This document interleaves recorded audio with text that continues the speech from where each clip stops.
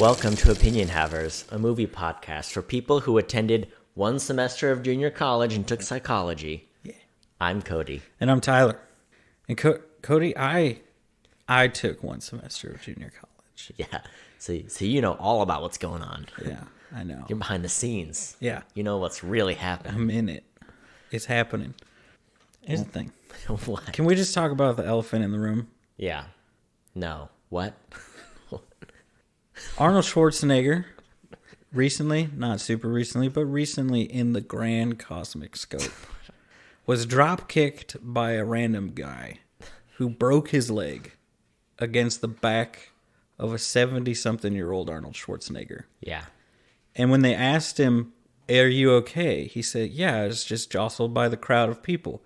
The crowd of people was like maybe 15 people. Uh-huh. So he thought someone bumped him. Yeah. This guy ran across a gym and then flying kicked a 70-something-year-old man in the back who thought it was just someone bumping him. Like Sinbad would die if he fell down a step. Much like Jesus in the crowd. Who touched me? The parallels are uncanny. Yeah. Okay. So Tyler, you mentioned Arnold, you mentioned Sinbad. What possible movie could we have watched with both of these acclaimed actors together? The little-known Star Wars prequel, Jingle All the Way. Star Wars prequel. We find out who Anakin's father is, Cody. Oh, That's what you don't you understand. snatched my fun fact. No, that's my fun fact. It blew my mind. Okay, so the little kid in this movie, Yeah, Jamie, plays Anakin in Star Wars Episode 1. Yeah. What? Yeah. Oh my goodness. That blew my mind. Here's the thing. Okay. We watched Jingle All the Way. Did we say that? No. We but said we yes. watched a Star Wars prequel. Yes. Jingle All the Way. You made me watch this, and I didn't tell you this. Maybe I did. This was one of my top 5 favorite movies as a child. Okay, here's the movies it was. There are 3 that come to mind. Let's just say 4. Mortal Kombat Annihilation, Small Soldiers, Jingle All the Way. I think Small Soldiers has Phil Hartman in it too. Yes, it does. Okay. So when you were like, let's watch, it broke me that you said we should watch this movie. And I did it anyway because I'm just that nice of a guy. I've seen this movie somewhere between 6 and 24 times. And I don't know how many it is. I know it's more than 6, and it can't be more than 24. Mm-hmm. I've seen this movie a lot. Yeah. I don't know why. I did. I had the VHS. I wore it down. I watched it a lot. Why? Here's what I'm learning, Cody. What? When you were a little kid, you were one of these basic kids, right? Yeah. You're like, I like the same movies that everybody else born in the same decade as me likes. And I liked weird movies. Everybody's like, what is that? I watched grown-up movies. I watched all the weird movies. No one had ever seen the movies I've seen, Cody. Everybody's like, oh, I love something, Jingle All the Way. And I'm like, that movie sucks. It has bad dialogue. It has bad... I don't know what else. And then as I got older, I'm like, Transformers and Fast and Furious are the best movies ever made. And you're like, so I watched High Life and 85 other indie movies this weekend. Yeah. This is why they're all terrible for their writing. So what you're saying is we have completely swapped our taste. Yeah. I started as a Tyler, and now I'm a Cody. You started life as a Cody, and now you're a Tyler. Yeah. And I think, honestly, if we're continuing this trajectory, Cody, you're going to end up watching Dumbo 1,000 times. The original Dumbo. Yeah. The good one. I watched it 1,000. That VHS is still trucking. Everybody who was like, oh, yeah, I wore holes in that VHS tape. I'm like, how? The only time I ever broke a VHS tape was when my brother accidentally shot one with a crossbow. No, it was my dad. Can I say the question that's on everyone's mind? I'm just going to ask it. Indoors or outdoors? Indoors, in the basement. Oh, so much worse. You're wondering I what mean, it is. If it's outdoors, I'm just like, how did they get that VHS? Why was it outside? And when it's indoors, I'm just like, I have so many more questions. What? Who was the intended target? Me. Okay. All right. They were trying to show that they were good shots. So I stood in front of a box and they were going to shoot the box. Yeah. And they didn't hit me, Yeah. but it went into the box through Land Before Time 5 Oh, and deeper into the box. Land Before Time. Can we just all agree the first one sucks and all the other ones are delightful? Yes. You know which one's the best one? Which one? The fifth one. Fifth is the best? That's the best I remember, one. I mean, I've probably seen like 2 through 9 because my grandma had all those. That's like the movie I would watch when I was at my grandma's house. I'd watch Land Yeah. Before Time. Oh, yeah. Yeah. The fifth one's the best. I got hit with a crossbow. Breaks your heart. It may have also gone through 5 Goes West. Oh, no. It was in the same box, but I don't know if it got by it. Anyway, the point is my dad shooting at me saying, like, it won't hit you, and if it does, it'll just bounce off. It went through a cardboard box and a VHS tape. Through the VHS tape. You know what's not as tough as a VHS tape? Human skin. Yeah, that's true. That's That's what's true. important. We never had a VHS at Jingle All the Way. But my point is, y'all had cheap parents with crappy VHS players. Mm-hmm. And I'm rocking the Philips whatever. Yeah, the good one. The good one. The 480p one. I don't know what was... Were they different resolutions? No one knows. No one knows. I know it was expensive and we got it from Walmart. That's all I know. So I guess, Tyler, would you like to summarize the plot of this movie? You got, I mean, it's every 90s kids Christmas movie, right? Dad, businessman, never spends time with the kids, but then through the magic of Christmas and his own inability to buy a gift until his wife doesn't remind him until Christmas Eve, which is a separate thing entirely. Oh, okay. I have a lot to say about that. And then you show up, and then on Christmas Eve, whoa, didn't get the gift. The only gift that matters. And then Adventures. I feel like there's a billion movies like this. Except this one has Arnold Schwarzenegger in it, which makes it just a national treasure. 5. Thank you. There's a lot to dissect here. I think, if I can just give you my first impressions, I guess I already shared some of them. I died inside a little bit. We watched it. We made the mistake again of picking like a streaming platform. Like, we're a cable streaming platform. You just have to watch a few commercials.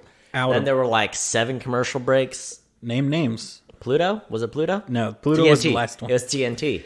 Pluto's the one. We have confirmed it's definitely they think Pluto people are dirty because TNT had no laundry commercials whatsoever. What was it? It was like car commercials for Audi cars. I don't know. It was, okay, there's the Spectrum, not the Spectrum, sorry, the Xfinity Internet, or Xfinity Wireless, which, here's a PSA to everybody, Xfinity is just Verizon. It's Verizon. It's like the people who switched from AT&T to Spectrum because AT&T sucks and Spectrum's the future. They're the same company, and they're like, no, but the customer service is better. It's the same customer service department. They just say a different name when they answer the phone. It's the same. Yeah. Everything. Yeah. It'd be like, oh, I hate YouTube. I just use Google Videos. Yeah. They don't exist, but you know what I mean? Yeah. So you didn't like the movie. I hated the commercials. Okay. I wanted more laundry detergent commercials. Yeah, no, those are nice cleanse. And none of them, they weren't memorable, Cody. These were not good commercials. I just remember the one with the people clogging upstairs in tap shoes. Yeah. What's that about? They're like, there's a clogging issue, and they were tap dancing. But they were dressed like from Scandinavia country. And so they're like, see, it's clogging. Which is offensive, right? Yeah. My favorite. Your ancestry my ancestry Scandinavia. We're offended, right? Right. We can both agree on that? Right. So how was the movie for you? Cody, if you had asked me before we started, what is Jingle All the Way? What's the story? I would have told you. This is what I would have told you. I've been like, okay, there's a dad. He's a busy businessman because he's running what? A toy company. And then he's doing the toy company. They make the Turbo Man toys. And then his son wants the Turbo Man toy. So then he goes to try to get it, and there's adventures. Basically, it's the same after that point. Mm-hmm. Basically, what I realized is I have the storyline of Santa Claus and Jingle All the Way combined in my brain. Yeah. They're not swapped. They're just the same story. Yeah. With the difference being one he turns into Santa and the other one he turns into Turbo Man. Yeah. I was shocked at every turn of this movie because I was like, I don't remember this happening. Well, we have to get into it. We can't not get into it because, did I tell you this is the most notes I've taken for any movie we've ever done? Nice. 2.5 pages with writing in the margins. So I also have a special treat. So I need you to help us get into it. We'll get into it. You can't spoil this movie. We already did. We're gonna hop in. But if we were trying to not spoil this movie before this point, what do we do now? Well, first we gotta hop on Booster's back. You thought it was gonna be a jetpack. No, we're riding the big pink dog with saber-toothed tiger, saber-toothed thing. Panther with bear. Gold panties on, a gold Speedo, and we're gonna ride him into Spoiler Town,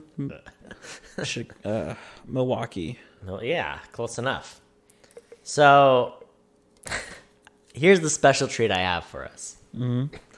I am going to take us through my wife's commentary of this movie. Here's what I did.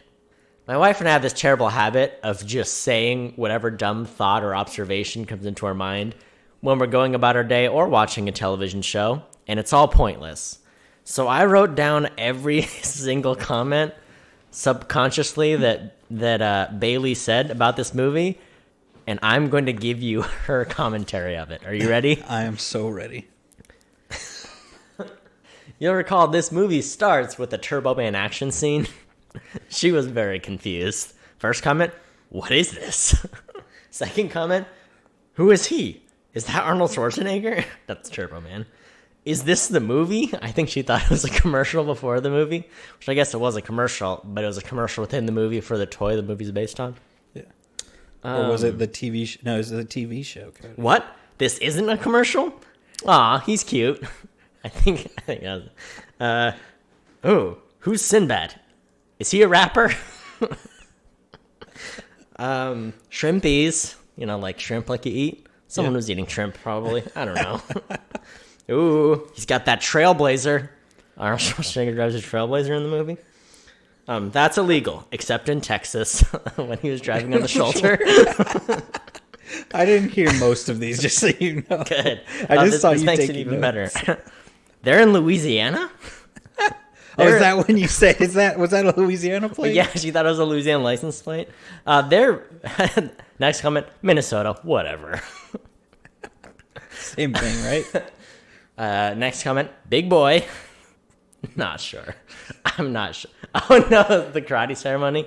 Because he's so little. And then his friend, who's Ted's kid, is so big, Yeah. What is this? He's not even Asian. I don't know. Is that something your wife said? Is that something no. you said? That's something my wife said. He's white. He's not even Asian. Is it when Arnold Schwarzenegger was... It's when there's the guy with the candy cane nunchucks. Oh. He's a white guy? Okay. Is it Andre? As in Andre... She said, Andre's the only giant I know. Because there's a really big guy they fight in the Santa warehouse. Yeah. Which they made him out to be as big as Andre the Giant. Then it cuts, and it's like he's the same size as Arnold Schwarzenegger. When Sinbad is going to open... Something's going on. Sinbad pretends there's a package. Oh, the bomb? The bomb. She said, you can't just open someone else's package. Yeah.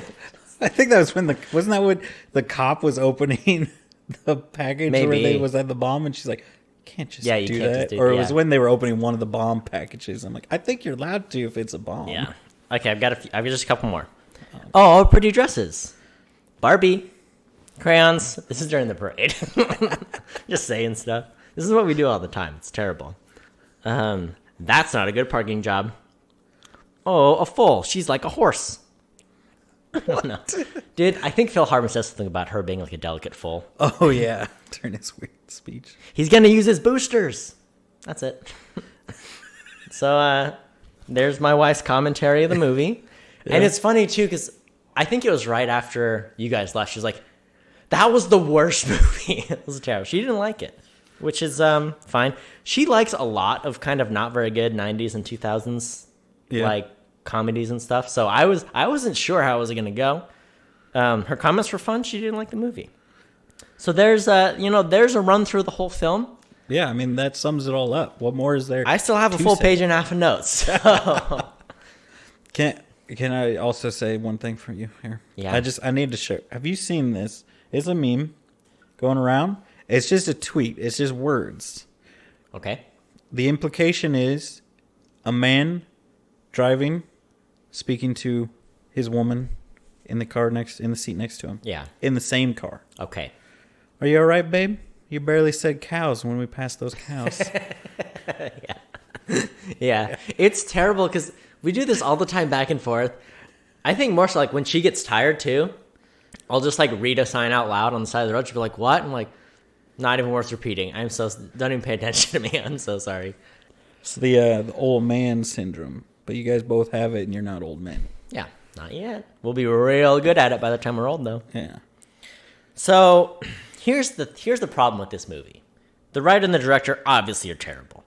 Yeah. We know that, but that's not their fault. It's not their fault that they're terrible and they've only done bad movies. Name one other bad movie. Here's the thing. Kids TV shows in the 80s, what are they for? Selling toys. Selling toys. You make a toy and then you're like, I don't know, get these 4 people to make a TV show about what this toy would be.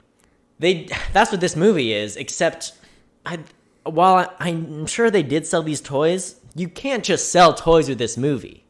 You know what I'm saying? Yeah.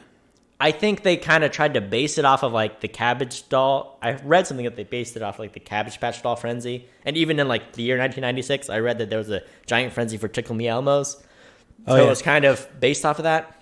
Did you have a Tickle Me Elmo? No, I don't believe so. No.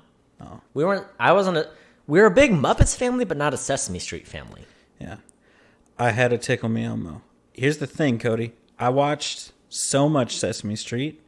Apparently, I loved it. I watched so much Elmo, all about it. Mm-hmm. Do I remember one single second of it, aside from on the other different show, Elmo talking about his stupid fish? No. Mm-hmm. Not 1 second of it has been retained in my brain. Yeah. So all you parents out there think they're learning. No, they're not. Oh, you know what? It makes zero impact. I beg to differ because I just recited a fact I learned from Elmo yesterday. Whoa. The ASL for lion. Oh. Yeah. I was scratching Bailey's head and I was like, oh, this is how you do lion in American Sign Language. I did learn that when I was like 14 because I was in someone's SUV and they had a baby, like a toddler that loved Elmo. So I was 14 at the time when I learned that fact, but it's been over a decade since then, and I still remember how to do lion in sign language. Nice. So, what was the name of the guy in Elmo's playroom or whatever? Mr. Goober. What was his name? I don't know. I've seen 4 episodes of Elmo's World on a loop for an entire year of carpool in high school. So, I don't know. He just couldn't do anything, Cody.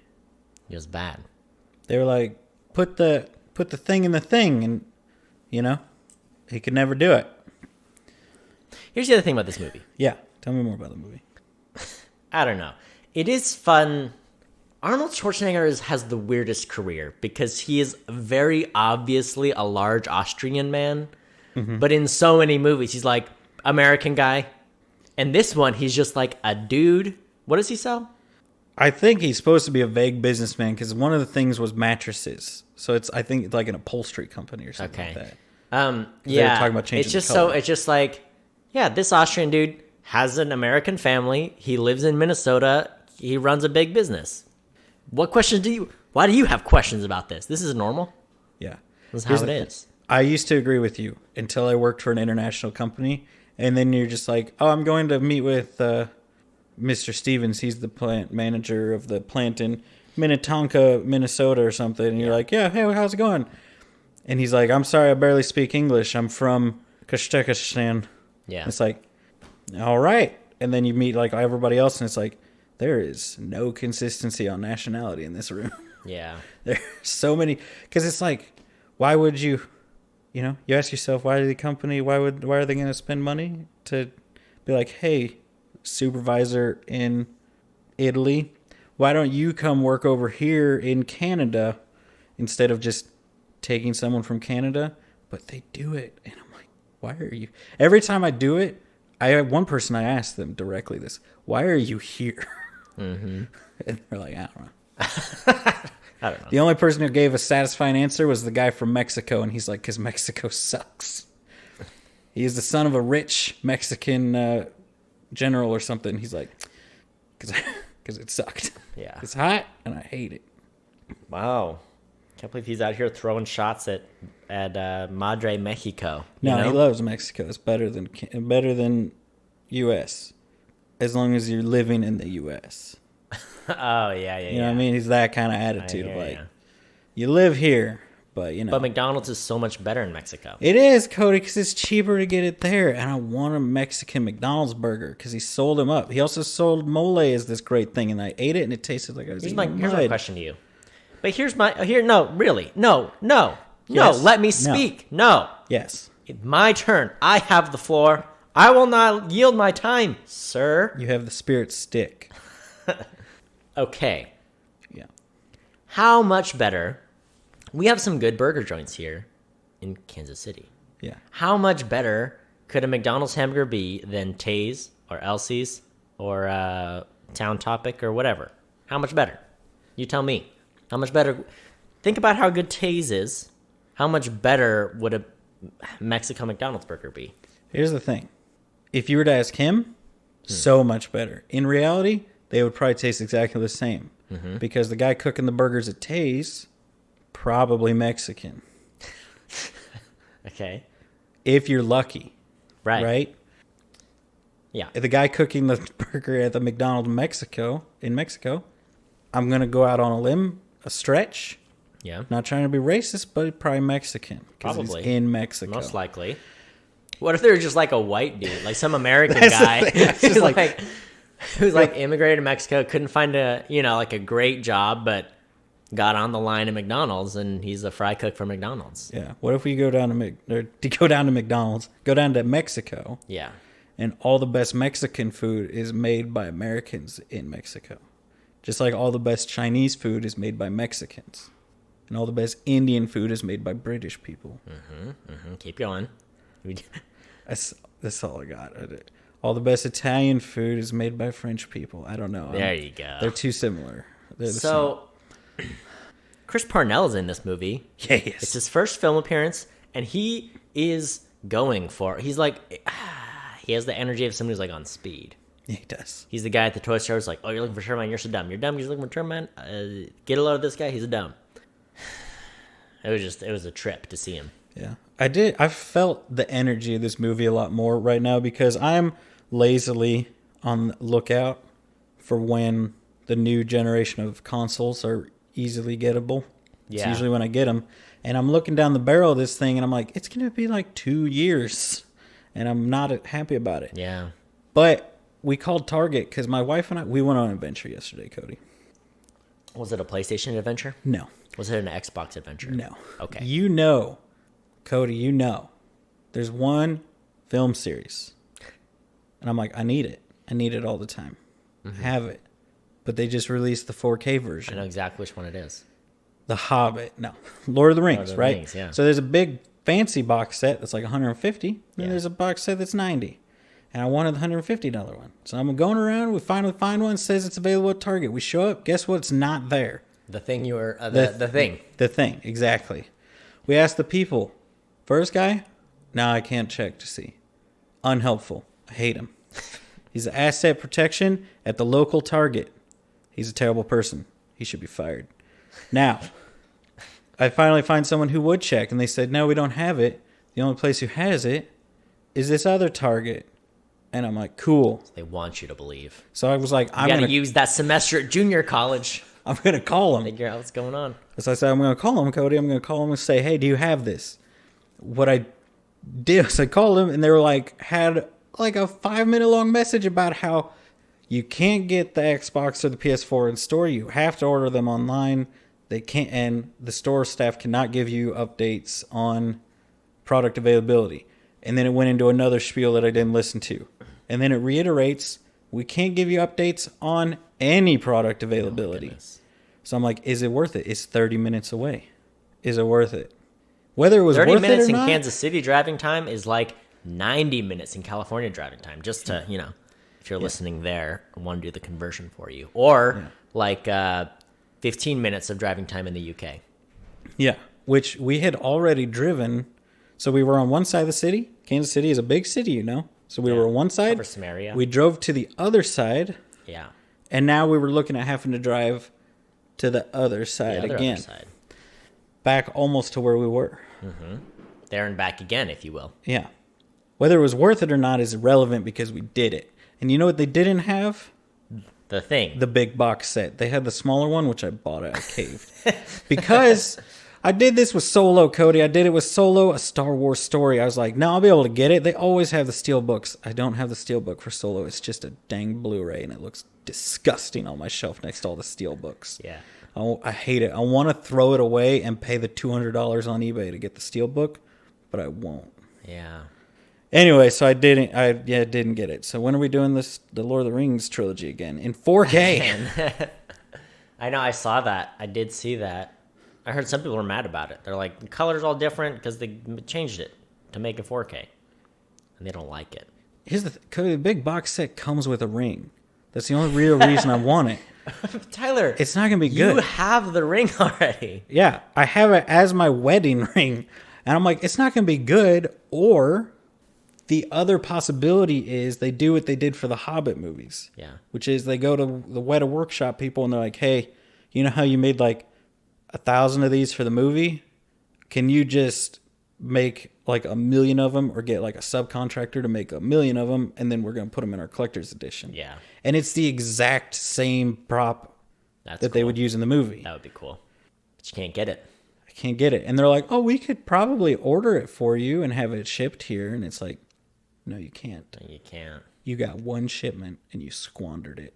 Yeah, you did. You wasted it on... So now I have a vendetta against scalpers of all kinds, and it goes. Just bad. People are scalping Xboxes and PlayStations at my company posting on our company like classifieds page. Yeah. Where it's Here's like the thing. Someone sold not one but an Xbox and a PlayStation for 900 bones, and someone just posted one for like, no, maybe it was on Facebook. Wait, both of them for 900? No, each. Okay. Sold an Xbox for $900. Sold a PlayStation for $900. Here's the thing: are they people who they tried to pre-order like 3, ended up getting all 3, or are they people who have 50 of them? I don't know. I think it's this guy who always does that. Here's the thing: if I was his manager, I would fire him over this.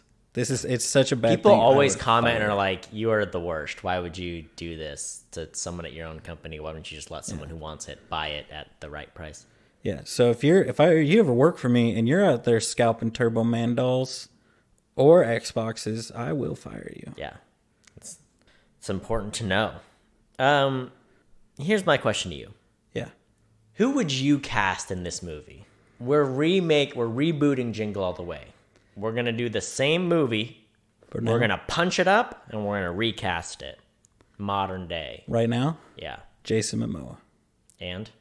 As the dad. Okay. Who else? And who's Sinbad? Who's Sinbad? A deranged mailman. No, let me change it. Because you gotta go with the classic combo if we're wanting a deranged black comedian and a big man. I think you know. See, I wrote it down. So you tell me what it is. The Rock and Kevin Hart, right? That's what I thought of. It was classic. But there's other ways you can do it. I would also, be a good one. I thought of this one too. What? Just a few minutes ago. Yeah. Ryan Reynolds, Josh Gad. That'd be fun. That'd be a fun one, wouldn't it? Or I'll stick with Jason Momoa and Josh Gad. I'll steal your Josh Gad. I'll go. Okay. Jason Momoa's a big boy. Yeah, he is. So, I don't know. It's not a good movie. I didn't like it. Or if you want to keep the foreign, you can do like Chris Hemsworth because he's always big.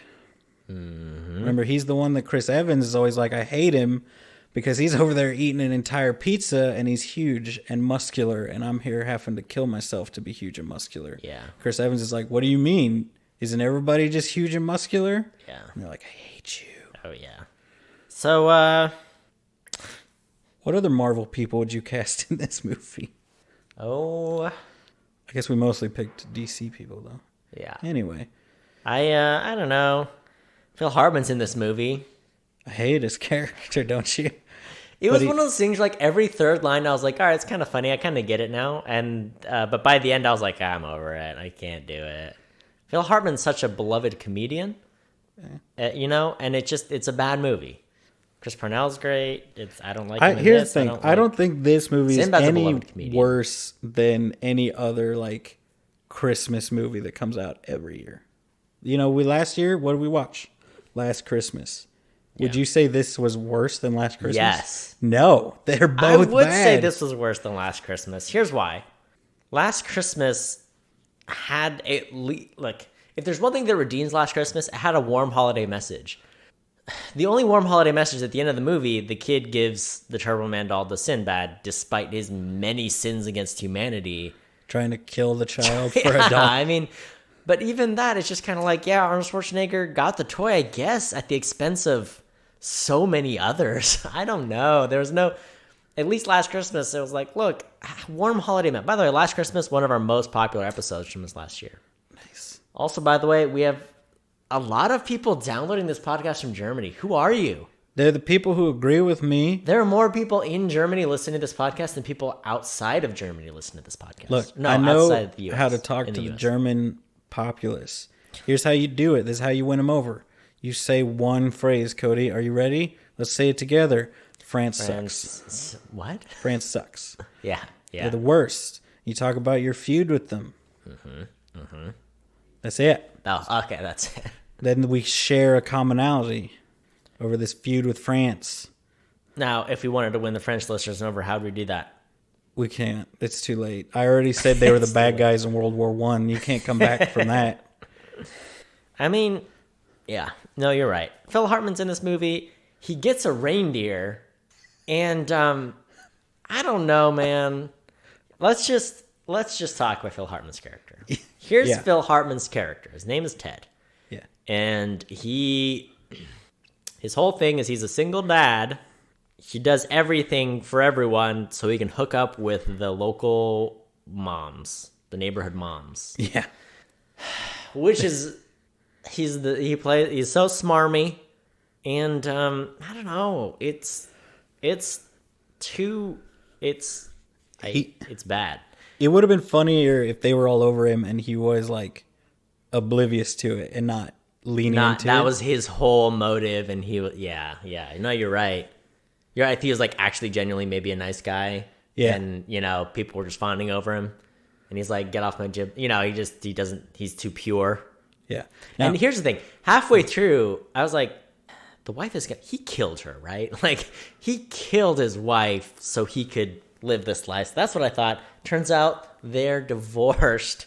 And then the kid is like, yeah, my dad does all... Now that my parents are divorced, my dad does all this. He didn't do it before the divorce. Your parents should get divorced. This is great. This movie's like pro-divorce. Well... Anti-capitalism, I guess.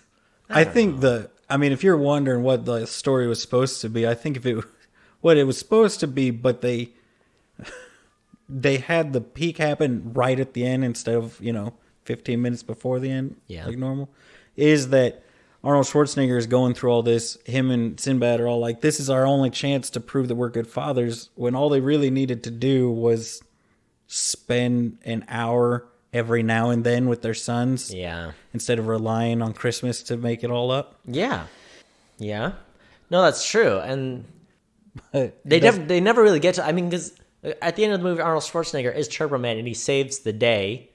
And Jamie's like, oh, my dad is Turbo Man. I don't need the doll. This is great. But Arnold Schwarzenegger, skipped spending the whole day with him. The son just wanted to do the parade with him. He didn't go to his karate presentation, award ceremony. So he's still a bad dad. Yeah. And, okay, now let's circle back around to this. The wife is like, you got that Turbo Man doll, right? And he's like, yes. But here's the thing.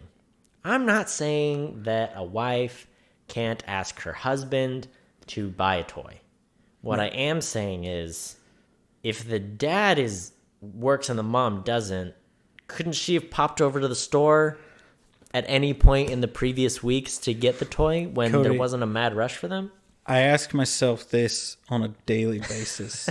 Whenever my wife's like, I asked you to do this thing, as a guy who works and whose wife does not work. Yeah. I ask myself this all the time. Yeah. Like, I've been at work. Yeah. She's like, well, you could have done it on your way home. And I'm like, but the point is you were at home all day. Yeah. Yeah. The So answer is realistic. always the same answer that he would get, same answer you'll get. No. Yeah. You're the bad guy here, Cody. Yeah. You're the one. Here's the thing. Everybody said that they've been sold out of these toys for like 2 months. She asked 2 weeks ago. Yeah. So it's like being like, hey, can you send off that letter 3 days after you were supposed to send it off? Yeah. And then you come home and you're like, why didn't you send the letter? Now the house is going to be foreclosed on because you didn't send the letter. Here's the note I took when it was that scene where he's like, of course I got the doll. I was like, honey, if you don't see a doll, there is no doll. You know what I'm saying? Like, why would you ask your husband, like, hey, can you get that toy? He never brings it home, never tells you he got it, never like, wouldn't he have been like, got the doll, this is where I'm hiding it so our son doesn't, like, don't you know where your present stash is? Don't you know the doll isn't in there? Isn't the mom the one in charge of hiding and wrapping the presents to be put out on Christmas Eve night, right? So I think she's a bad mom. I think they're both bad parents and they do need a divorce. So the little chubby kid was right. It would have done wonders for them. I don't know. You know? They need to get a divorce so he can be adopted by a young woman on Tatooine who claims that it was a virgin birth, but it wasn't. And he's adopted. Yeah. And Schwarzenegger is his father. Yeah. That's Anakin's backstory. There it is. We've had the prequels. We had the prequel trilogy, and we need the prequel trilogy. There's already 2 Jingle All the Ways. We just need the third one. There was a sequel to this movie with Larry the Cable Guy, I think. Yeah. What is this world? What is this world we live in? I don't know, but They made the sequel like 15 years late, like after the fact. Yeah. Whatever. Here's why I'm upset that you pointed that out. Because now, Cody, I'm going to have to watch it. Yeah. Yeah. Just to get in on the whole franchise. You're a franchise guy. No, you know? I don't want to watch it. My wife will want to watch it. Yeah. She likes, and it constantly brings up in a way that indicates she wants to watch it. A Christmas Story 2, also directed by the same guy. Same guy. Yeah. What's that about? I don't know. Okay. I think your wife Likes bad movies? likes bad movies the same way that like I like McDonald's, where I'm like, I know there are better versions of McDonald's, but sometimes I just want McDonald's. Yeah. It's not the best thing, but it's fine, and it's what I want. But it also has a lot to do with, I think, how she watches. Like, she'll just listen to a movie the way that most people will listen to a podcast. Yeah. If she's seen it a bunch. It's just comfort TV. It's like how people watch Friends or The Office, where it's like just on in the background. She's really into, theater and acting and stuff. So she tries to like memorize dialogue. Yeah. And this stuff's pretty easy to memorize. Sure. This dialogue.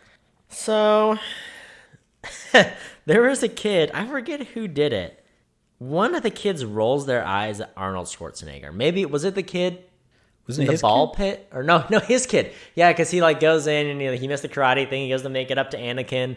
And it's like, oh, what about this? What does this toy do? And Anakin like rolls his eye. And it was like the best eye roll ever from someone, like a child actor. And I was like, I need like 4 more of these in this movie. And it would automatically make it a good movie. Yeah. I was into it. Also, Arnold Schwarzenegger is at one point like, I gotta go out and get the D-O-L-L. I left it, your kid can't spell doll. Your kid is, how old is he? 6, 7? I think that's also why I like these movies. So I was like, I'm this kid's age. Yeah.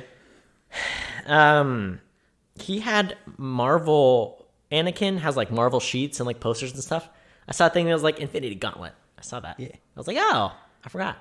Yeah, he's just a little right kid in the 90s, you know? Yeah. We all had it. We all knew it. Yeah. We all did it. Cody, you've been there the whole time with this movie. You remember when it came out. You loved it. You were 10 years old. Yeah. That's not true. I have a note I might need you to help me understand. Oh, I love this. Let me decipher. Ready? Go. Randy Newman. Cornfield. What's he doing? Oh, the director. I think that's the director. I was like, I wrote down to make a point of looking up what the director did. Or maybe it's the writer. The answer is Eight-Legged Freaks and Christmas Story 2 and a couple other bad movies. Oh, yeah. It's bad. But you know who produced this movie? Chris Columbus. The Harry Potter 1 and 2 guy. Also? Percy Jackson. No, just he Also sailed discovered over, America. Discovered America. Yeah. There you go. Or, you know, saw it and told, you know. More like, I guess, he discovered some islands. Really, here's the thing. Here's what nobody's talking about, Cody. Yeah. What? You take Spain. Mm-hmm. I've heard of it. You've seen Spain. Yeah. You draw a line straight across the ocean. Where you get? Maine. Yeah. But so it's like you've got coasts of 2 continents and then a tiny gap with some islands, and that's the gap he hit. I think he's bad at his job. Get rid of Columbus Day. Hashtag Columbus sucks. For one reason alone, he was bad at geography. He was bad at geography. He thought he was in India when it was obviously...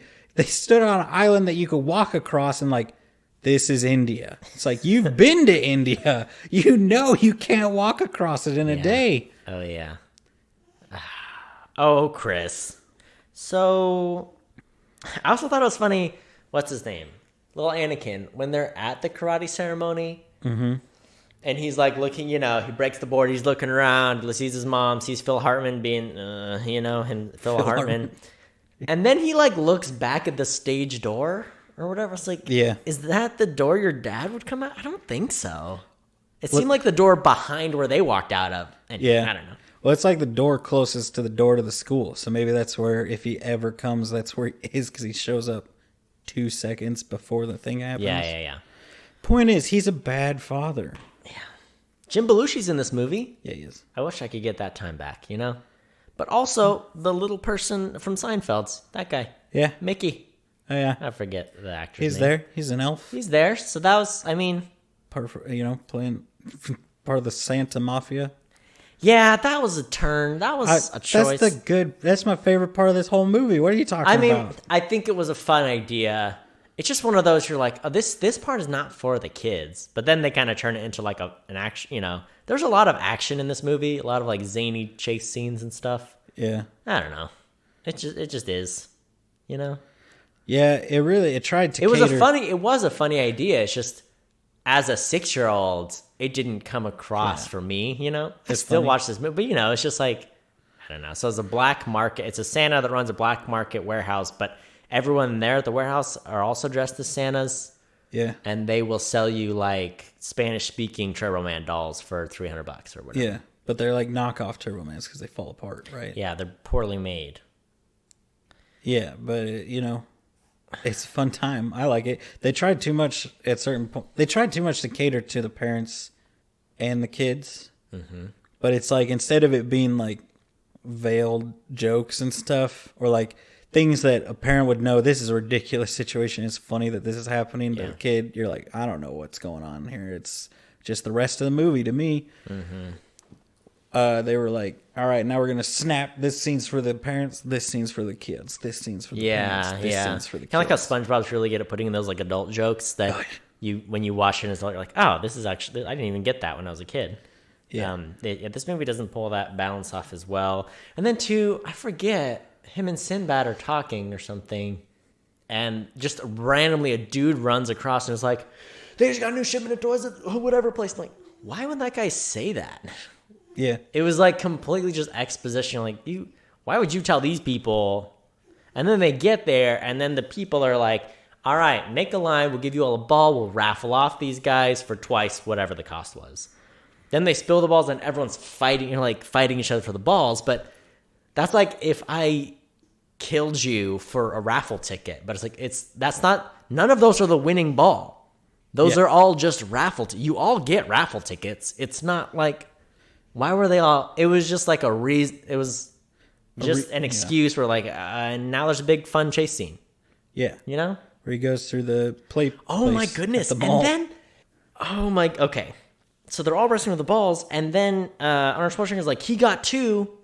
So everyone will jump on Sinbad. And then Sinbad's like Rodney King, which is a dark thing to say for a kid's movie. I mean, that's like if someone was just like, George Floyd today. What was that? Yeah. Yeah, because I was like, well, maybe because it's now that could be funnier, but it's because it's been so long, but it had not been so long. It had been only a couple of years, I think. Was Rodney King like 92 or 94 maybe? This is 96? I know it was early 90s. Yeah. So and this is 96, yeah. It's a little too close. It's like the people who made the 9/11 jokes in like 2002. And it's like, you need to stop. You gotta wait. You gotta wait 20 years like the rest of us. Yeah. Let's see. A little kid gets the ball that Arnold Schwarzenegger was chasing, puts it in her mouth. And honestly, when I saw the kid, I was like, is this the little kid from The Omen? That's what it looked like to me. I was like, this is... I don't know. I wasn't into that. That was a gremlin is what it was. Here's the thing. If you're listening to this and you were that kid or that kid was your kid, it's an ugly kid. Yeah. Yeah. It's a creepy, ugly kid that I would not let my kid play with. Mm-hmm. Yeah. And you know it too. If that was you, don't try to act offended because you made the choices as a child to be that child. You smiled creepy. You probably still smile creepy. Probably. Let's see. That's the point where they go to the Santa warehouse. I did think it was funny when what did he say? I think it was one of the little people, but he's like, oh, it's the Grinch. You know? Yeah. I was like, oh, that's kind of funny. I liked that bit. There were a lot of little people gags, like little people getting thrown around and stuff. I don't know. This movie was everywhere. He leaves the warehouse after a giant brawl with all kinds of Santa characters. Yeah, and grabs the toy badge and flashes it real fast to get out, which is funny because he's Austrian. One is he's Austrian, but also, there's foreign people on police forces because it's an easy way to get citizenship and all that. Anyway, here's the point, Cody. Point is, you know what I'm going to say. Tiffany and I watch a lot of CSI, and there's a whole episode where people pretend to be FBI agents, and they just flash their badge, and it's not till somebody tries to get a confirmation of their ID from FBI headquarters after they've died that they're like, these people are not FBI agents. Yeah. And I'm like, really, you could probably get pretty far around police by just flashing a badge real fast. That's what does the badge even do? Because if you were to put 4 badges on a table and be like, one of these isn't a real badge, unless it's plastic, which granted that one probably was, but I don't know what a good or bad badge is. Yeah. You know what I'm saying? Yeah. I mean, basically if I'm like, show me your badge, you're just like, I have a badge. Yeah. That's all that proves to me. I know. You could flash an old-timey sheriff badge, like a prop from a Western. I'd be like, good enough, I guess. I don't know. It's a badge. I don't know what you got. You do have it. Yeah, I would think, the idea would, I guess, be another detective might know that that's not right, but... You hear people doing traffic stops, like, well, let me see your badge, It's like, it's here. What are you going to say about it, You get the badge number, and then that's... yeah. I worked at a place once where you couldn't give your last name, but you could give a number. Felt kind of like I was a cop. Giving out my badge number. Except it was usually people wanting to compliment me that wanted my name. So I was like, this doesn't mean anything. Yeah. This is a random number that probably is not tied to me at all. Just shows up on the desktop. Anyway. Yeah. So yeah, he just flashes it real fast, yelling at people. And he gets out of there, Cody. He goes to his car, runs out of gas or something, and he's pushing it. There's a cafe or something. And he's outside of his car pushing his car. Yeah. He gets to this little sidecar diner thing, and he puts his car in park by you know where your lights are in your car? Yeah. It looks like he either pulled the keys out or like turned his lights off. And like, did he? He didn't put his car. I mean, I know some have like the stick shift on like the side of the wheel, but he didn't do that motion. It was like he like flicked a little knob. His car was not in park, is what I'm saying. There was no parking brake set. What was that about? I don't know. I thought the same thing. Okay, good. Because I'm like, you got to hit the brakes to put it in park. You could maybe throw it in neutral, but that's not the same. Yeah.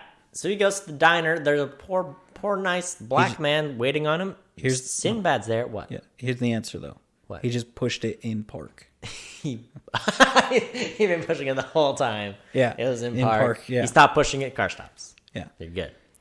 He pushed by himself an old Trailblazer. Yeah. Got that Trailblazer. He's in a the large diner. man. Sinbad's there. I don't know. They keep going back and forth where it's like Sinbad's like, we should be on a team. Let's be friends. Here's what's going on. I'm insane. Yeah. And Arnold being like, I don't know. No thanks, sir. And then something crazy happens. Yeah. And that's this movie. They're in the diner and they get into like a brawl. Like they're in the phone booth. They're calling the radio station to win a Turbo Man. The phone gets pulled out of the thing, beating each other up. The diner owner's like, you know, the radio station's over there a couple blocks away if you want to get. You're like, how are you not more worried about two grown men beating each other in your store, breaking your phone? He's just Cody. like, this is what this diner's for if you want to go over there. You're like, all right.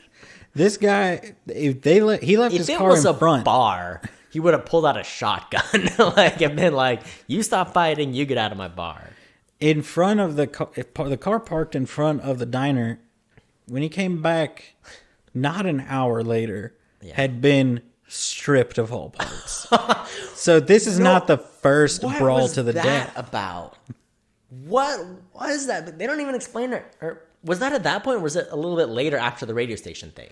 It was when he's coming back from the radio station. He's coming back from the radio station. His car's like on cinder blocks, has been graffitied, everything about doors are gone. It was like he had dropped his car in like, I don't know, like a war zone for a week. Yeah. It wasn't even like a bit. It was just like, this is Minnesota. This is what happened. I don't know. Yeah. What was that? Well, was it ever implied to you, or do you remember your parents ever being worried about your car being stolen? Didn't he drive it after it was out of gas too? Did I write that down? No. I think it's something else. Okay. Because he just pushes it to there and then it gets towed. Oh, it gets towed, yeah. But I remember thinking like that happening to our car was a fear of my parents when our car was never in a position where that would happen to it. Yeah. We never parked it anywhere. We never lived anywhere where that was a risk. Yeah. That's like, remember Slumdog Millionaire when that happens? Yeah. To the really nice car? Yeah. That's what happened, except they were in Minnesota, in St. Paul, or the other one. Yeah. Minneapolis, St. Paul, Twin Cities, right? Am I wrong? Were they in Michigan or were they in Minnesota? I forgot already. Minnesota. Because the Mall of America is in Minnesota, probably. Oh, if it got stolen, then it's definitely St. Paul. Yeah. That's from what my dad.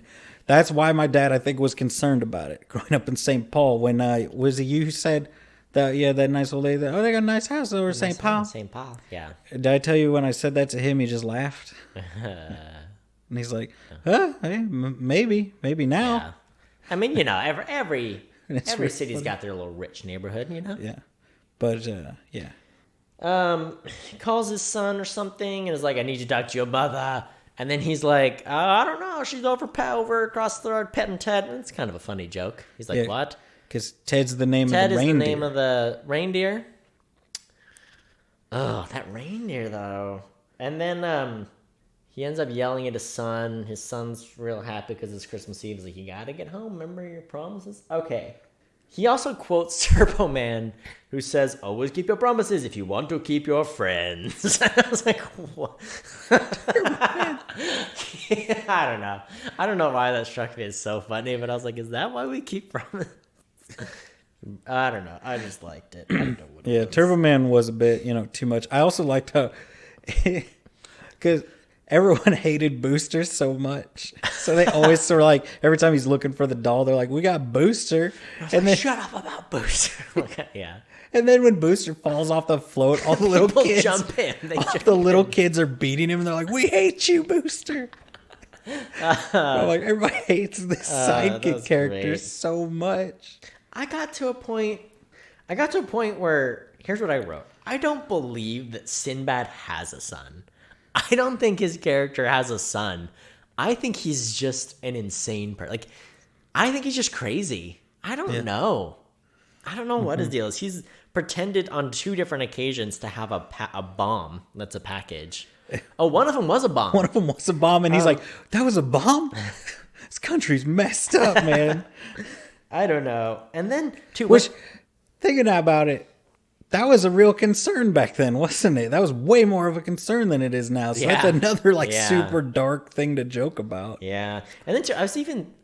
Arnold Schwarzenegger, when he's in the diner talking to Sinbad, I was like, stop talking to him and go home. Like, what are you doing? You're not going to get a doll. Go home to your family or something. Like, I don't know what your deal is, dude. Also, Sinbad is like, when I was a kid, we lived next door to the CEO. And I was like, we didn't have the money for anything. I was like, wait, you live next door to a rich person? No. The kid who's the same age as him is a CEO now. Oh, is that what he was saying? Yeah, so he and another kid both wanted the all-in-one gun or whatever. The one-man army gun. One-man army. And he got it, and now he's a CEO. Oh, okay. Sure. Yeah. I don't know. Whatever. So if you don't get your kids the toys they want, they become depressed postal workers. Right? Okay. Yeah. No, that's the moral of this. It's so weird. The movie's anti-capitalist because it's like these people are mauling each other. They're maniacs for the consuming of goods. But then Sinbad's like, if I'd gotten the toy, I would have been a better person. I would have been more successful. I don't understand the moral of the story. Or is that a thing saying, like, he wouldn't have been? Also, I think Sinbad is like the devil, where it's like, you can't take anything he says at face value. Like, nothing, it's like the Joker movie. Yeah. It's like the point of the movie is it's his version. Sinbad is like Joaquin Phoenix. Yeah. Okay, here's what we do with this movie. Joaquin Phoenix plays Sinbad's character. It's all from his perspective, and it's just a dark drama about a deranged man. Yeah. It's the Joker. It's Joker, but it's Jingle All the Way. Yeah. Joker holiday movie, deranged mailman, Joaquin Phoenix. Yeah. That's the title of the movie. Yeah. And then what's the thing? The radio station's like, if you can name all 8 reindeer and you're the first caller to do it, then you're going to win the thingy. And when they go to the station, that he's taking the call to someone, and the guy's like, I mean, there are a couple bits in the movie that were funny. He's like, Randall, Jermaine, Tito. I don't know. The nervous guy saying Randall, Jermaine, Tito. That was funny. I don't know. It was such a throwaway joke, but I was like, I don't know. It's a nice respite from them fighting in a phone booth and Arnold Schwarzenegger yelling at his kid. I don't know. It was funny, too, because Arnold... He's knocking on it like, I know it. And the guy's like calling the police, and he punches through the glass. Oh, my God. Yeah, I also wrote at this one, like, Arnold has just gone insane. He's like saying the names of the rain. He's like, I found it. I won. He's like cornered the guy. Like, you have lost it. You have gone insane. Ugh, I don't know. What? Someone says they have the ears of a snake. Who was that? I think it was Sinbad saying, he's like, I have the ears of a snake or something. Yeah. It's like, what? What does that even mean? And then, what was it? Sinbad's like, has the police show up. Sinbad pulls out the package like, this is a bomb, and, it'll go off, whatever. And there's one police officer that continually has run-ins with Arnold Schwarzenegger. Yeah. He just, like, drops his revolver on the ground. He doesn't set his gun down. He's just like, plonk, I'll just drop this. Guns go off, right? If you drop them hard enough. Is that... Yeah. I haven't fired a gun in a minute, but I'm pretty sure that's one of the gun rules. They're not supposed to, but it seems like they do. There's that video not too long ago of it happening to an FBI agent. Really? Where he was like undercover breakdancing with people, like they were doing like a company. I've seen that video. Because everybody was like, this dude, why did he have a gun? And then someone was like, oh, he was like an FBI agent just in plain clothes. Yeah. And it fell out of his holster in his belt. You're telling me there's an FBI agent who can breakdance and is also undercover? Yeah. There's your movie. Exactly. Come on. But it fell out, it's like went off and shot a guy in the leg, right? You've So heard this of, happens. what's the movie? What's the dance? What's that dance movie? Bring It On? Bring It On Shake- one. What's the one I'm thinking of? Shake Step It- Up. Step Up. Yeah, There Step you It go. Up or Yeah, Step Step Up? Up. Step Up. It's like a Step Up movie, but it's 21 Jump Street meets Step Up. Yes. Let's do it. Also, Bring It On is a cheerleading movie. Cheerleading I have to movie. correct myself, or my wife one day might listen to this, and she will not let me live it down. It's the one where it's there's the black cheerleading squad and the white cheerleading squad, and they have a race war through cheerleading. Exactly. Cool. So, here's the thing about that guy. He's like, I've been on the bomb squad for 10 years. And we all had the same question. How is he just a beat cop now? If he's a bum. And then immediately after the bomb goes off, I was like, that's why he's not on the bomb squad. Because he was terrible. This guy has like 7 separate run-ins with Arnold Schwarzenegger. And here's the thing. When the bomb explodes in his face, I was like, darn, he's dead. Yeah, He shows up 10 minutes later. He's chasing Arnold Schwarzenegger down. He runs into a bus.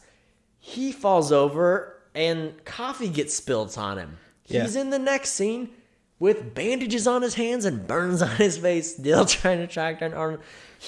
How old is he? 65? I don't know. Who is this man? And why is he not dead? He's the Terminator. Here's the thing, though. Just, in general, if you're ever in a situation with a bomb, and someone's like, don't worry, they're like a normal cop, and it's like, I was on the bomb squad for 10 years. Mm-hmm. Then you need to tackle him to the ground and not let him near the bomb. Yeah. Because something happened, probably bomb related, that got him off of the bomb squad. Man, I don't know. It is wild. So, before we get on to the climax of the movie, the final chase scene, the Turbo Man fight scene, whatever. Yeah. I want to talk about the last commercial break. Oh, okay. 2 things happened to me during this commercial break. Tell me. Number 1, 2 terrible throwbacks. The first one, remember Stupid Videos? StupidVideos.com. Pre-YouTube, Yeah. Remember the Burger King guy one? And it's like a mentally handicapped man who works at Burger King and he sings a dumb song to the tune of the bells. What's it called? I just know the Family Guy doing it. What's Carol of the Bells? Carol of the Bells, yeah. He has that, and he sings a song about Burger King. Yeah. It's like, that the ding, fries are done, ding, fries, that one. Yeah. There is a Burger King commercial this is a new Burger King commercial where carolers or a choir is singing that song. Are they singing the same thing? They were. Oh. I heard the ding fries I was like, what is this? How did they get the rights to a stupid video from 15 years ago? I don't know. It broke my brain a little bit. I think I remember reading something about like that turning into more of a thing at the time though. Where everybody's like, because like you see like a Starbucks employee in a video doing something funny and cool. What does Starbucks do? Fire him. Fire him. Yeah. You see like a Burger King employee, what do? Steal the idea. What they usually are like, here's a bunch of money, you are now a spokesman for the company or something. Yeah.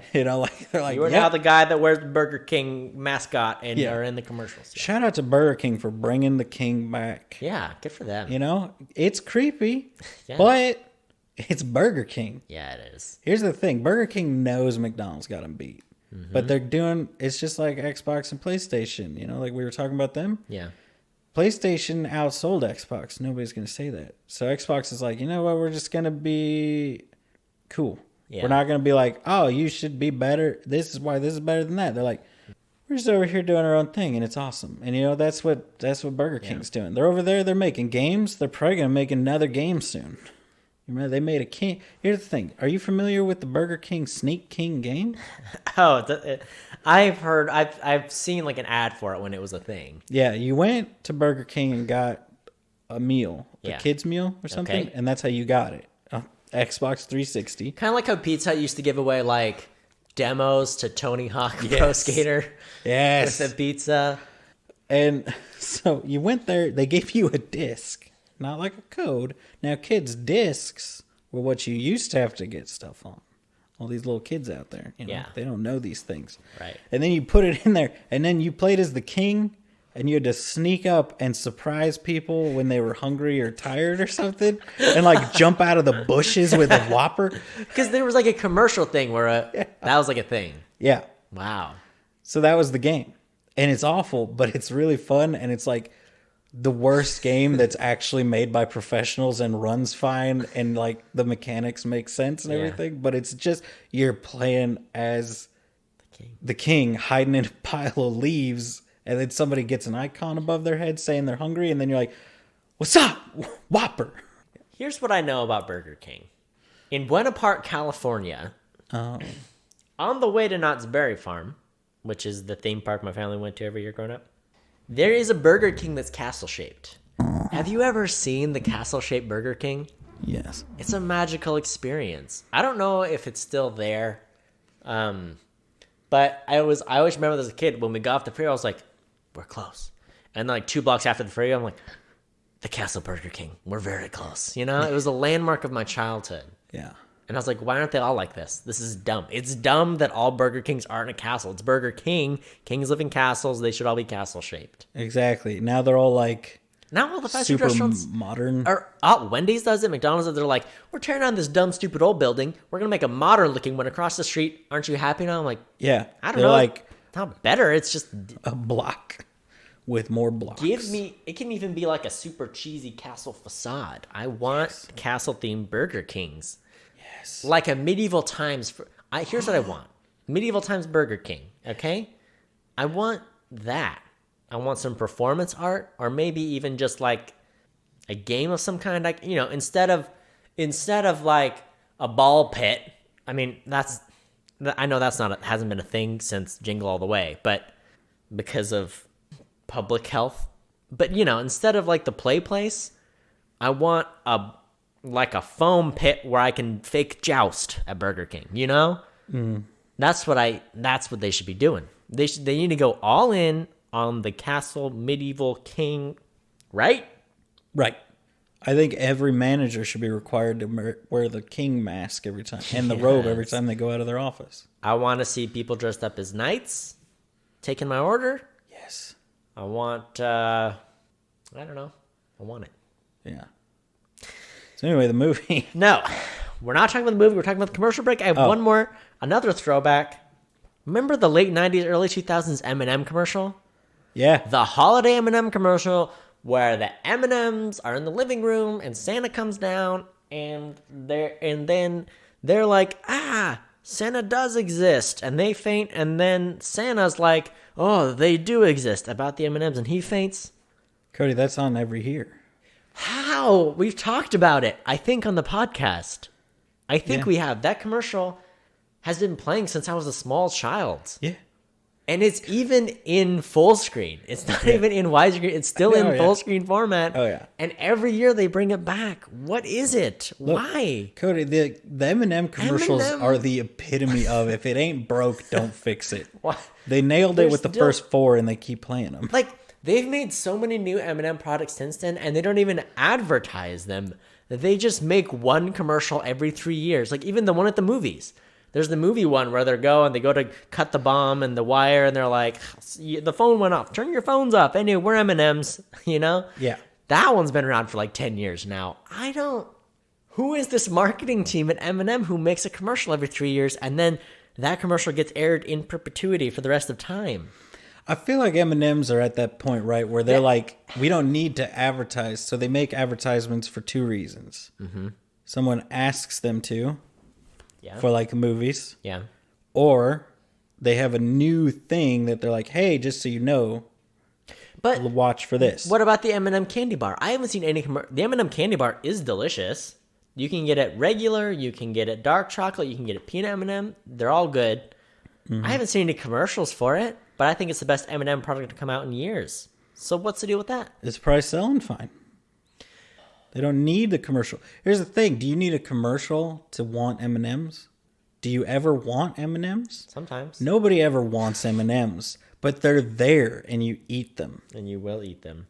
You ever put M&Ms in popcorn? Yeah. pretty good. Yeah, put Sour Patch Kids in I was about popcorn. to say, you're going to bring Sour Patch Kids? It's good. It's good stuff. Okay. You ever eat the peanut butter M&Ms? Those are my favorite. Yeah. Okay, there are people that like Reese's Pieces better than peanut butter M&Ms, and it offends me. It makes me mad. I have this argument with my wife all the time. Now, I get where they come from, because if I want peanut, I want the peanut M&Ms now. But when I was a kid, it was peanut butter M&Ms all the way. Yeah. But now I want the peanut. I like peanut M&Ms, but I would rather go peanut butter M&Ms. They're better. And Reese's Pieces are simply bad. I don't know why people like them. They have like the candy coating flavor, a slight sweet flavor, and it's not really even peanut butter flavored. But and you don't so it's like... bad. And people think there's chocolate in it, and that offends me too, because there is no chocolate. It's a candy coating with peanut butter in it. Yeah. People think it has chocolate, and then when I say peanut butter M&Ms are what they should be, they're like, well, Reese's Pieces still have chocolate, and they don't. They don't. They have sugar and sugar shell, and sugary peanut butter. Tiny bit of peanut butter. Yeah. It's not... I would not describe Reese's Pieces as having peanut butter. I said as having Reese's Pieces filling in them. You know? It's a thing. It'd be like calling the Oreo stuffing like cream. Yeah. It's like, it's not. It's white stuff. That's what it's called. Okay. So let's get to the parade. We go to the parade. Arnold Schwarzenegger's rugging there. Phil Hartman is laying the moves on the wife, which is a terrible scene. They drop the kids off, and the kids are like, oh, we want to go to the parade. And they're like, all right, you guys run along to the parade, and we'll go park the car and make out. You missed something your wife said, I just realized. Yeah. Because she said, take two people, park a car? Yeah, she did say that. It does not. She's very accusatory in her tone. I mean, if I were in that scenario, I would want one adult to go with the kids, right? It was the 90s. You could still run off. It's like everything was fine. We were just worrying about Rodney King related race wars and bombs in the mail. Everything's fine. Oh if you suspect someone's gonna kidnap your child, all the moms just beat that person with their purse, and it's fine. And it's fine. It's a simpler time. A better time. Someone tells Arnold Schwarzenegger you can't bench press your way out of this one. That was Ted. Ted he gets eggnog on him. Yeah, and then his son later says you smell like puke. Yeah. Well, because he got so much of the what's the roofie drug? What's the date rape drug? Yeah. He got so much of that in his system, he had to go make himself throw up, so it got out. Yeah. That's what he's like. Have some non-alcoholic eggnog, and then I don't know if you heard me say, but I was like, have some roofied eggnog. Yeah. Oh yeah. Gosh, Ted. But the thing is, all the other moms in the neighborhood are hot for him. They're like, oh, Ted. But she's not. That's why she's the one he wants. Yeah. Remember, he knew 2 months ago when she asked, "How do you marinate your tuna?" Right? And I just said, all it takes is Italian dressing or something. Yeah. And then that was probably my favorite joke from the movie. Yeah. All it takes is Italian dressing. I was like, because I was like, is this how you two met? You and your wife? Because I could see that's how I imagined you would meet your wife, Cody. It's like, how do you marinate this? And you would be like, you're the one. Yeah, I did really like that one. There's a reindeer chase scene when Arnold Schwarzenegger is going to steal Turbo Man. That reindeer was horrifying. The puppet reindeer they use, and then the animation for it was all just way out there. And then he feeds beer to the reindeer. I don't know, man. That's fine. Reindeer get beer all the time. It's fine. Oh, yeah, because we were like, it's like Kobe beef. Well, there is also, so by where we live, I don't know if you've ever been there. I don't know if you've ever talked to the guy. No one has. Here's the thing. My brother has. There's a guy that owns a reindeer herd north of us by 45 minutes or so. Wow. My brother, for some reason, had an occasion to speak with this man. And as a treat, every so often, usually like at Christmas or something, special occasions, he will give the reindeer beer. They love it. They love it. Wow. Interesting. Special times for them, Cody. Just, all right. Yeah. Well, what kind of beer does a reindeer drink? He told him the kind, because I think he gets them one actually that's kind of nice, but it's like the reason they would like that kind. He gave him a reason, and it was not the same reason a person would like it. It was because it was something Is it because it's sprouted from alfalfa or something that reindeer would like, or? No, it did have like flavoring that they would like, but it was also like maybe it was the darker, like hoppier stuff or something because it tasted more like just grains. You know? Yeah. But they like it and they don't get drunk on it. But the point is, let's just to how much would it, given the size of how much would a reindeer have to drink to get buzzed? I think a lot because he got like big kegs of it for his herd and they were fine. Reindeers are big. They're big animals for sure. Why does he raise them, Cody? Reindeer can have a little rain beer from time to time is what I'm learning. Yeah. Here's the thing. People, I guess, always ask that guy, yeah, can I rent your reindeer? And he's like, no. Why does he raise the reindeer, Cody? To eat them. Eat them. These are food reindeer. I guess it would be kind of like elk. Yeah. He also has elk. Good. Wow. He does have all the things. Anyway, the point is, Ted's solution to take care of Ted after Christmas was to take him down to the lake. That was another right? bit I actually liked. Like, there's like a herd of deer north of there or something. Yeah. And he was like, I've been watching this herd of deer.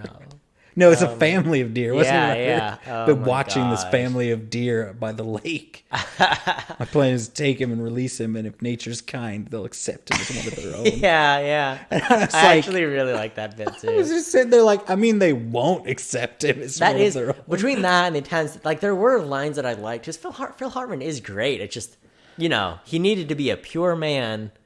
And I think all of that would have been great because that line kind of lends itself to that. The Italian salad dressing is like he's just a nice guy. He doesn't know that these women, So, yeah. I definitely think he nailed the Ryan character. Reynolds could also play that part too. Oh, if you want to do rock Kevin Hart, Ryan Reynolds as Ted, this could work. Yeah, it would be. That's what I was wondering. If we recast it, would you cast somebody hot or someone with just like generic dad bod and face? Yeah, it could also be that. Because I think that was kind of the funniness is like they were all over him and it's just Phil Hartman. But he nailed the character. They just made the character like too sleazy. Yeah, they made Whereas sleazy. if he had just like misinterpreted signs from her and you could have had the exact same everything. Yeah. Where he's just like, oh, I get you're into me. I'm here to comfort you. And I know you're going to leave your husband. Mm-hmm. And she's like, none of this is true. Yeah. That would have been better. But no, he's just a sleazeball. He is. And how about this? In the parade is The Tick. Oh, yeah? Who had a cartoon of 2 seasons, a live-action TV show of 1 season in the 90s. Yeah. All of which I think are great television. And the new Amazon series is pretty good, too. Yeah.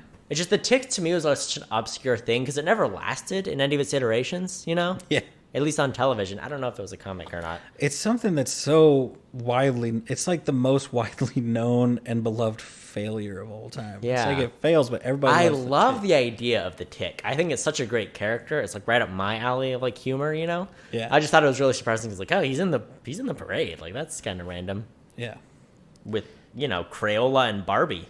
And then Gumby. I had a Gumby. That was my favorite toy in the 90s. Gumby. We had a Gumby toy. I didn't watch the show too much. But what was Gumby? He was Gum, right? Wasn't that what he was? Gum? I don't know.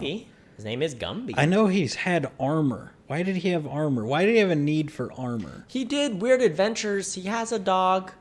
He's a gum man with a dog. He has a dog. And they do some sort of adventuring. Wait. Was his bad guys the cavity creeps? Was the whole thing to sell gum as an alternative to brushing? Am I realizing something right now? Were we subliminally conditioned to chew gum by Gumby? All right, is that what happened? All right, hold on. Let's see. It's going to blow my mind if this is true. Talk to me while I'm looking this up. Hey, I've seen this Turbo Man fight scene a dozen times.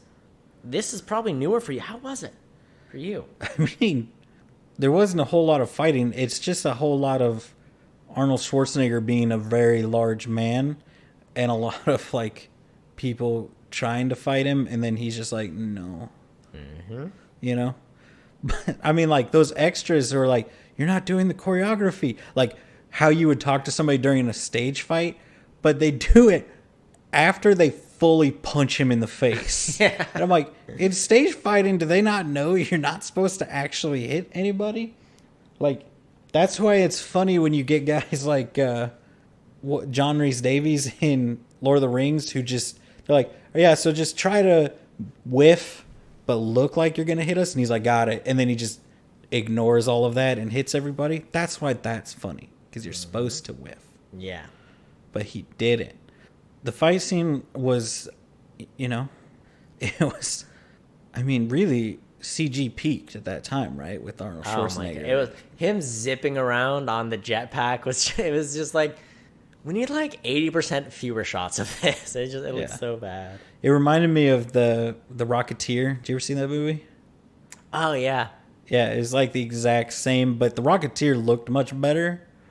But same like, oh, he's moving, look at him go, and it's like kind of wiggling because it's just a dude like dragging like a cutout across the screen, basically, or something. I don't know how they did it, Cody. It's all movie magic. But the point is, his jetpack had real. It was real. The whole movie, it's like, oh, it's the 90s. Everything still applies. There's a fake jetpack. And then it's just a jetpack that works like all of his stuff worked. Yeah. Usually in those cases, it's like, oh, my little thing actually can't shoot something. Yeah. But I can figure out a way to solve this problem with the fake version of it. Yeah. And his is just like, his boomerang is actually the legit super. Turbo Man like, suit. He is. I'm like, why is there not a real Turbo Man? Vigilante or superhero. Yeah. I'm like, are we in the Marvel universe? Is Iron Man a real superhero right now? What is happening? Is Turbo Man real? Is that the story of this? He's real in that there are Turbo Man dolls you can buy, and this is a real movie. It's true. So here's what let me just tell you about Gumby. Okay, tell me about Gumby. Made by a man. A man. And with appeared a on dream. Howdy Doody. It was a big hit in the 50s, and then in the 80s they made a TV show and a movie. Yeah. The name Gumby came from the muddy clay found at the creator's grandparents' farm that his family called Gumbo. Gumby's appearance was inspired by a suggestion from his wife, Ruth, that Gumby be based on the gingerbread man. The color green was then chosen because the creator saw it as both racially neutral and a symbol of life. Gumby's legs and feet were made wide for pragmatic reasons. They ensured the character would stand up during stop-motion filming. Gumby's famous slanted head was based on the hairstyle of the creator's father, Charles Farrington, in an old photograph. Here's the thing. So he's not a stick of gum. There is a cartoon with the cavity things, because I've seen it on VHS from the 90s. Yes. So what is that? I don't know. Something Flossie and the Toothbrush Man. I don't know. Mm-hmm. But that's Cavity Goon is the main antagonist of the series. Wait, who is? I'm on a wiki. Oh gosh, I don't know. Have you switched? Anyway, Gumby. The Adventures of Timmy the Tooth. Timmy the Tooth. Timmy the Tooth. Yeah. What a throwback episode. Did you ever see Timmy? Did you ever watch Timmy the Tooth? Did it ever for 1 second make you want to brush your teeth? Were you scared of the cavity creeps? I don't know. Here's what I will say: I was bad at brushing my teeth as a child. So, Me too. But I did watch Timmy the Tooth. So. Yeah. Exactly. Here's the thing. I've known adults who have had a nightmare that has rocked them to their core.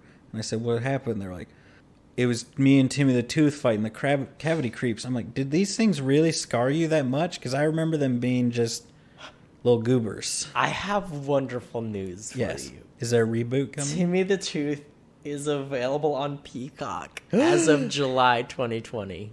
It's a special time for us all. We're going to do a special series on the 10 episodes of Timmy the Tooth. Yeah. Okay. So the police guy, Bomb Squad, is still alive. Yeah. It blew my mind when he showed up. The actor who's in the boomer costume is from Better Off Dead. We need to watch Better Off Dead sometimes. One of my favorite 80s movies. What's that guy's name? Because he's the guy that sounds like Gilbert Gottfried, but he's not Gilbert Gottfried. Yeah, right? You're right about that. So it's like whenever you watch an old 90s movie and you're like, oh, that's Gilbert Gottfried. And then you look it up and it's not. It's this guy. What's his name? I'll pull that right on up. His name is... I don't know. Okay, I got it. His name is... Gobert Gilfrey. Curtis Armstrong. There it is. He's also in Risky Business, Revenge of the Nerds, and Southland Tales. Yeah. But I think he's quite a voice actor because he's in he's American Dad and the Tangled cartoon. Like I said, like every time you're like, oh, it's this guy. I forgot he's Principal Foster in New Girl. That's a good one. He was in the MacGyver reboot. Of course he was. And you know. My wife and I, we're going to be watching that MacGyver reboot, and you're excited about it. Cody, why are we going to watch it? Because one of the actors from CSI is in it. So we're gonna. He went from CSI straight into MacGyver, so now we're going to watch it. It's I'll a tell good you transition. about it. They had it, CSI has just invaded all my life. What? I have one more thing. I don't know. I don't know much else to say about this movie. Yeah. But yes, go. Remember Arnold Schwarzenegger, and he is now Turbo Man. He's on the float. He gets to pick a kid to win the Turbo Doll. Remember when he points at his son? At first he goes with a little point, and you're like, yeah, that's how you point. That's how a human points. And then he does this thing where he kind of curls his arm and is like pointing, like, come here.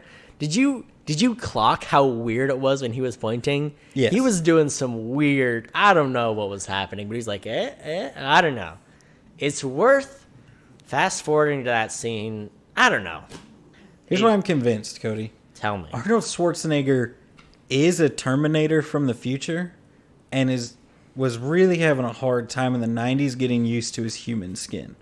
Yeah. And he just wasn't sure how. He's like, I think this is how a human moves. And now he's good at it. Now he's got it for the most part. Yeah. But every so often, even in newer movies, even later in his career, you're like, he's still not quite nailing it yet. Yeah. Like he can move perfectly some ways, but not other ways. It's like watching one of those Boston Dynamic robots. Mm-hmm. Yeah. I've seen those stumbling around. Also, as an aside, we've had a lot of those this time. If you're one of those people that looks at those Boston Dynamic dog robot things and goes, oh, that's cute, you're a psychopath.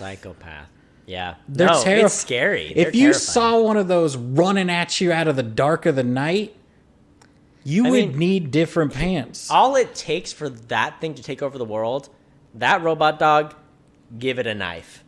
Though, human civilization as we know it is over. Cody, the U.S. military is strapping cannons to these things, man. It's going downhill. It's gonna get out of hand. You can buy one of these dogs. How much? They're not that much. It's like a couple thousand, maybe for the nice version, I think. Wow. And it'll follow you around and carry your stuff and things. They're smart little buggers, all right? My favorite part of those videos, too, is when they're like, all right, go pick up the object. And then while they're throwing stuff at it and obstacles, to make it stumble. It's like, scared. ow, why are you hurting me? Please stop. Oh, and it's still going. It's so bad. Yeah, there's one. I don't know. Just please don't attack and it will kill us all. There's one where it's you could tell, really, it's the arm just trying to micro adjust as it's reaching down, but it looks like it's scared and shaking. And you're like, oh, I don't like this. Or when they go over and they're like, hey, how are you doing? You're such a good boy. And kick it over. And it's like, oh, no. It's like you're hurting a real animal, but it's a robot that you're trying to showcase it can get back up. Have you seen the video? They have a video of a thing is supposed to be like a bomb defusal robot or something, but people attach usually it's like me coming home drunk at 2 a.m. It's there just turns the doorknob and then just proceeds to break through the door because it doesn't know to push the door out of the way. Yeah. I love them. The Boston Dynamics videos and the SpaceX videos, if you want to watch a bunch of guys some of the smartest people in the world just failing and making kind of fun of themselves doing it, it's those two video series. It's so good because they're just the best. I saw there recently, Cody, as another aside. It's just about the Falcon shape. So some Falcon spaceship tipped over, it's in its thing and just goes beep. Yeah. Now you know. Now I know. Go buy a Boston Dynamics robot. It's better than the Turbo Man doll, I guarantee you. I don't want people to watch this movie because it's really bad. But it is a classic movie. I don't know that it is. It is. I think if you're one of these people that saw it growing up, maybe, but will it be remembered? Yeah, I think so. I don't think so. I don't know. I think it'll be remembered because people who don't watch it again will always remember it. And people who do remember it because they're like, that was not as good as I thought it was. Which I'm out here being vindicated because I thought it was bad to begin with. Yeah. And everybody was like, you're stupid. We hate you. You're uninvited to my birthday party. Yeah. And now everybody else is like, it's not good. And I'm like, yeah. Now you're uninvited to my birthday party. Tyler, if people are uninvited, how are you going to get gifts? You only get gifts if people come to the party. I can't. I don't need gifts. I already have all the Turbo Man dolls. I'm selling them on eBay for $300 a pop. Capitalism. It's broken. Yeah. You know? Well, don't watch this movie, but thanks for listening. You can follow us, like us, review us on places. Yeah. And if you want to guess how many steps it would take to kill Sinbad if he fell down him, because that's what I said at the beginning. Arnold Schwarzenegger, flying kick to the back, he's fine. Yeah. Sinbad, if he tripped on the front stoop of your house, that man might not survive. He might not, no. Is he still alive? Sinbad? I heard him interviewed on a podcast last year. I think he's still with us. If I were to get, I would say I am 60% certain he's still alive. He's a very successful stand-up comedian. Yeah. Yeah, so you can do that. I did a thing. Normally, I would tell you to follow us on Twitter at Opinion Havers. Oh. That's what everyone has, is Twitter. Except none of you have Twitter. Except for 2 of you. And anyway, I made a Facebook page. It's still at Opinion Havers or Opinion Havers. You can find us there. You can like us. We already have a review on there or whatever. And, I'll probably post our episodes on there because we put fun descriptions, and I don't know how many people read them, so I don't know. So we're on Facebook now, so no more excuses. You all have Facebook. You can connect with us there and ask about movies you want us to review. Yeah. So what else? Sinbad is still alive. And he's only 64 years old. He looks 54 years old in this movie, and this movie came out 24 years ago. Exactly, right? Yeah. Yeah. He's around. He is around. Well, thank you for listening. Until next time, watch movies. And have opinions.